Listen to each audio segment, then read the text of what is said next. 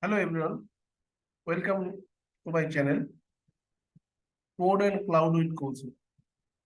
So in this video, we are going to discuss about dockerFile. What is the concept of dockerFile and why dockerFile is required inside the Docker project. So let's get started without any delay. We are going to discuss each and everything. We are going to understand what is dockerFile. So you can see dockerFile is a text document that contains all the commands a user could call on the command line to assemble an image. So what does it mean? It simply means that in every project that can be front end, back end, web server, database, so we need one file that is called dockerFile, and it's a text document. What is used for? This is used for to assemble an image.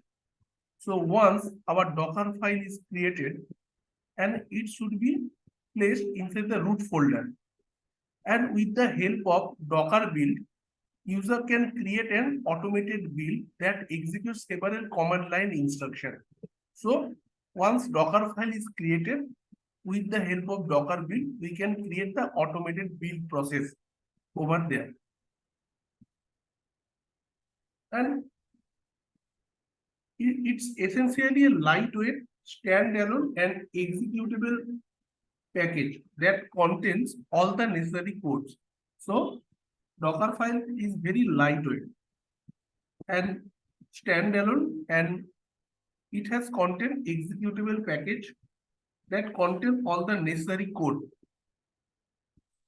And there are some kind of dependencies, like if we are working as a JavaScript project or React.js, Node.js, or Vue.js from the front end side, what dependency is Node.js, base image, right? That we require to configure inside the project. So node modules are there. Same if I am working in a Laravel, that base image should be in PHP. Same way, if we are working in a Spring Boot, we contains Java as a base image.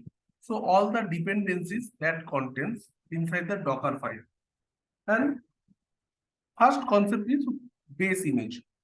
Base image is your from on which your this is a base layer. Okay, we can say it's a base layer.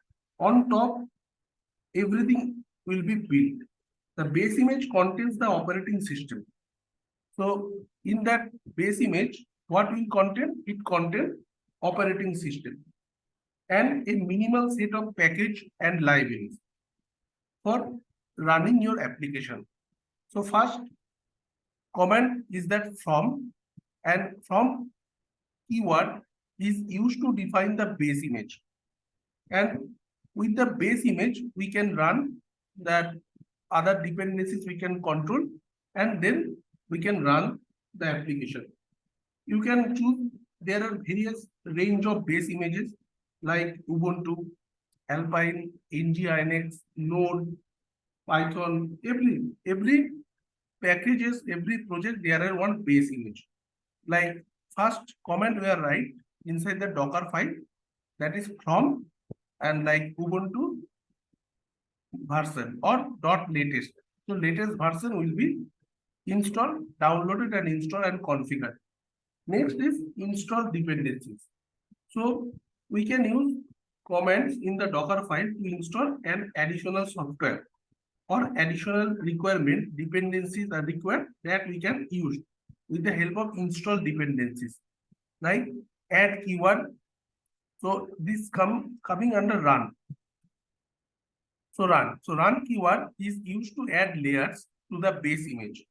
So it helps to installing dependency inside the project. So Docker file, another command is keyword is run. Run is one keyword, from is another keyword, and then we are going to understand what is add. So add keyword is used to add files to the container being built. That means suppose you are working in a Laravel project. So there are source code are there, So we have to add the source file and the destination in the container. According to the project, our base image will be changed. Like we are using the front end, so base image will be changed. We are using in backend, the base image will be changed. And we can add our source and we can add the destination container. That is another keyword. Then copy keyword. Copy application code. So use the help of copy keyword, we can copy all the application code and files into the image. So command is copy dot slash app or any other root folder or where your project are suited over there. So we can add this. Next is CMD, command keyword. So it used to run commands on start of the container. When that container initialized, this command run only when there is no argument specified while running the container. There is no argument specified, and when the container is running, at time we can use the CMD keyword. Another keyword is your entry point. So entry point keyword is used strictly to run commands when the container has been initialized. That is another keyword. So whatever we have discussed in this video, same thing we can perform in the hands-on demo. So I just wanted to familiarize all the things so we can understand where the demo will be performing. And another keyword, it's a environment. So environment keyword is used to define different kind of environments, variable, and in the container runtime. That is another keyword. So we can use that with different type of environments, variables in the container runtime. So entry point we can use, we can say that the CMD and entry point, there are two comments, there are some difference. Is there instruction specifies what comment should be executed when the container is started. So that thing has been decided in the entry point comment. This is typically the main comment to run your application. So Python app.py. So there in every project, like we are working in a Python project. So first entry point is there, right? App.py. That should be fired. That should be executed with the help of CMD. And if you are working in an Angular project or Vue.js project or React.js project, there is one main.js file in there. So this name should be changed accordingly. And then when every keyword, everything we can set, then we can build it. So simply we build. And when we build that, and we can provide that our image name, what the image we are going to build. And with the help of this keyword, we can create that type of image. And then once the image is created, next set of instructions are set. We can run the container, we can create the container, we can expose our ports, we can forward our port and map our ports, all the things that we have discussed already. So this thing. So this is the just initial concept of dockerFile. So this dockerFile mainly suited in the root folder of the project. So in every project, there is a root folder where we can add that dockerFile. And with the help of dockerFile, we can execute. And we have to add different kind of instruction with the help of different kind of keywords inside the dockerFile. So this is just an overview of dockerFile. And I hope you have understood the process, why dockerFile is required and what is the purpose of dockerFile. And that is the reason we have used dockerFile. And if you have any questions, suggestion, you can definitely put inside that comment box, so we can discuss after all your queries. We can address all your queries, and I hope you understood the dockerFile requirement, and that is very essential concept in the Docker world.